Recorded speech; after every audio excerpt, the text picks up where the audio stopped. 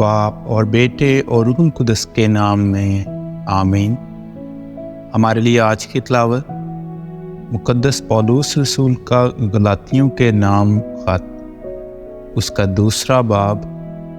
اور اس کی پہلی 2 آیات اور پھر 7ویں آیت سے لے کر 14ویں آیت تک۔ آخر 14 برس کے بعد میں برناباس کے ساتھ پھر یروشلم کو گیا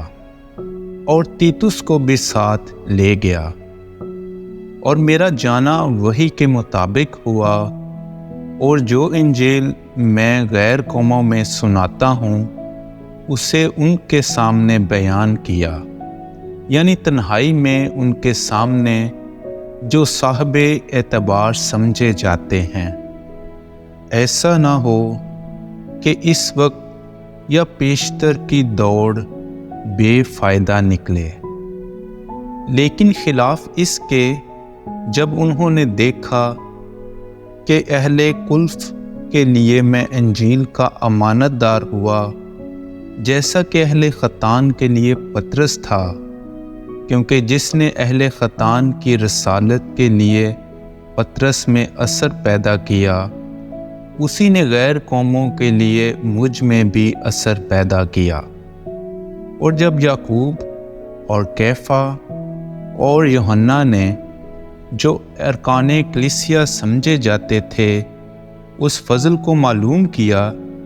جو مجھ پر ہوا، تو انہوں نے مجھے اور برناباس کو از روئے شرکت دہنا ہاتھ دیا، تاکہ ہم غیر قوموں کے پاس جائیں اور وہ اہل ختان کے پاس، مگر اتنا کہا کہ غریبوں کو یاد رکھو، اور یہ میں بڑی وفاداری سے کرتا رہا۔ مگر جب کیفا انطاکیہ میں آیا تو میں نے روبرو اس کا سامنا کیا، اس لیے کہ وہ ملامت کے لائق تھا، کیونکہ وہ پیشتر اس سے کہ کئی شخص یعقوب کی طرف سے آئے غیر قوموں کے ساتھ کھایا کرتا تھا، مگر جب وہ آئے تو مختونوں سے ڈر کر پیچھے ہٹا اور الگ ہو گیا، اور باقی یہودیوں نے بھی اس کی 2 رنگی کو قبول کیا، یہاں تک کہ برناباس بھی ان سے اس ظاہرداری میں کھینچا گیا۔ جب میں نے دیکھا کہ وہ انجیل کی سچائی کے مطابق سیدھی چال نہیں چلتے، تو میں نے سب کے سامنے کیفا سے کہا کہ جب تو یہودی ہو کر بھی غیر قوموں کی طرح زندگی گزارتا ہے، نہ کہ یہودیوں کی طرح، تو غیر قوموں کو یہودیوں کے طور پر چلنے کے لیے کیوں مجبور کرتا ہے؟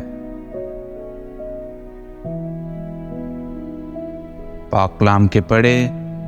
اور سنے جانے پر خدا کی برکت ہو۔